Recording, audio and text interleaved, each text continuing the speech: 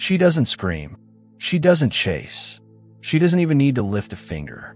But when she walks into your life, she rewrites the rules, breaks down your mind, and leaves you wondering if you ever had control to begin with. Confucius didn't fear armies or tyrants. He feared the woman who wears virtue as a mask, manipulates with charm, and destroys with grace. Because he knew, when power disguises itself in beauty, it is the most unstoppable force in the world. Welcome to a philosophical deep dive into the woman Confucius warned us about. The woman who plays the long game, who uses love as leverage, silence as a weapon, and emotion as an empire.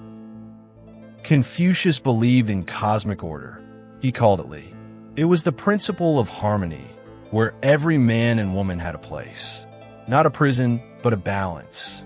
For Confucius, society collapses when people abandon their roles, especially when personal desire overrules collective duty. And here lies the beginning of his fear. Because Confucius saw what others ignored. When a woman abandons virtue, not in the obvious way, but in the subtle, strategic way, she doesn't break the system. She rebuilds around her. This woman doesn't destroy from the outside. She whispers from within. She becomes the muse, the martyr, the misunderstood. And while men think they are leading, they're dancing to the rhythm of her silent revolution. Confucius feared not the dominant woman, but the one who pretends to be powerless. The soft voice, the downcast eyes, the gentle hand on your shoulder.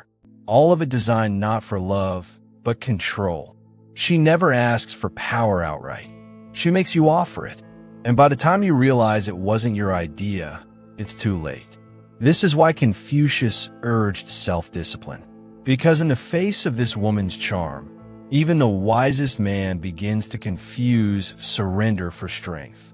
She doesn't take your crown. You place it at her feet. The most dangerous woman doesn't defy virtue. She imitates it. She praises humility, so you lower your guard. She embodies loyalty until she doesn't. She exudes kindness until your resistance breaks. Confucius warned that true virtue is quiet, stable, and earned. But the dangerous woman wears it like a costume, tailoring it to the desires of the man she targets. She adapts. She mirrors. She performs. And while you fall for the performance, she rewrites the script. Confucius saw emotion as something to master, not obey. The dangerous woman does the opposite. She turns emotion into strategy. She cries at the perfect moment. She withholds affection when you seek it. She offers intimacy when you need reassurance. Every tear, every silence, every word is calibrated. You think you're dealing with feelings, but you're inside her blueprint. This is psychological warfare, Confucian style, and it's all disguised as love. She doesn't need to raise her voice. Her silence is enough to unmake you. She doesn't need a weapon. Her approval is more addicting than any drug. She doesn't need an army. Her absence will bring you to your knees. Confucius described the noble woman as one who elevates those around her. But this woman decimates, not with violence, but with elegance. You won't see her coming. You'll only realize her impact when everything you value, peace, focus, purpose, is gone. In Confucianism, family is sacred. It's the moral center of society. But the dangerous woman reorders the family to serve her ambitions. She uses the children to isolate the father. She uses tradition to silence her critics. She uses the role of the victim to seize moral high ground. And while society praises her sacrifice, she manipulates the foundation of the home for personal gain. She doesn't destroy the structure. She weaponizes it. Confucius feared imbalance. And what's more imbalanced than someone who holds power while claiming none? The dangerous woman thrives on this contradiction. She says she's powerless, yet everyone obeys her. She claims she's misunderstood, yet all narratives revolve around her. She insists she wants peace, but chaos follows her like a shadow. She is the queen of implication, and every time you call her out, you look like the villain. This isn't just manipulation. This is narrative dominance. Confucius believed rulers should be sages, masters of discipline, harmony, and service.